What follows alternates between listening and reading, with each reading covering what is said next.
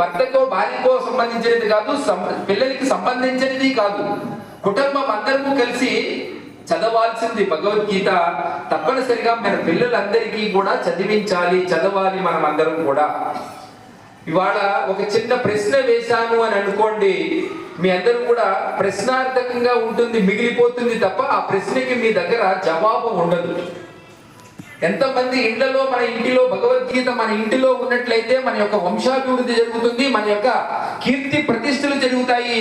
ఆ రకమైన కీర్తి ప్రతిష్టలు జరగడానికి 72 ఇంచీల యొక్క టీవీని ఆలోచిస్తున్నాం, కానీ 16 రూపాయలు 14 రూపాయలు ఉన్న భగవద్గీత గీతాచార్యుని యొక్క భగవద్గీతను మన ఇంటి దగ్గర ఎవరు మనం పూజించలేకపోతున్నాము, ఎవరు కూడా మన ఇంటికి ఉంటున్నాము. ప్రతి ఇంటిలో భగవద్గీత ఉండాలి. మొదటిగా అర్జున విషాద యోగం నుంచి భగవద్గీత ప్రారంభమవుతుంది.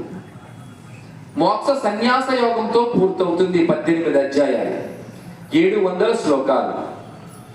గీతాచార్యుడు అర్జునుడికి చెబుతాడు, అర్జునుడు ఇంకా యుద్ధము చెయ్యను అంటాడు. ఇంకా యుద్ధము చేయడానికి నాకు అవకాశం లేదు.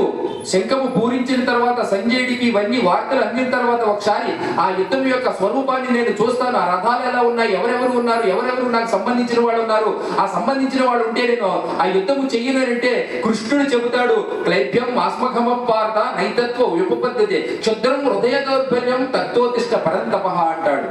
అరే, ధర్మము రక్షించబడాలంటే ఈ మానసికమైన దౌర్బల్యాన్ని నువ్వు విడాలి. తప్పనిసరిగా గాంధీవాన్ని నువ్వు ధరించాలి, యుద్ధాన్ని చేయాలి. యుద్ధము చేసినట్లయితే ధర్మము రక్షించబడుతుంది. ఆ ధర్మ యుద్ధాన్ని వాళ్ళ హిందూ సమాజం అందరూ కూడా చేస్తేనే మన పిల్లలు రక్షించబడతారు, మన అమ్మాయిలు రక్షించబడతారు, మన యువకులు రక్షించబడతారు. ఆ యువకులు రక్షించడానికి కావలసింది భగవద్గీత అన్న విషయం ఇవాళ మనం అందరం కూడా అర్థం చేసుకోవాలి.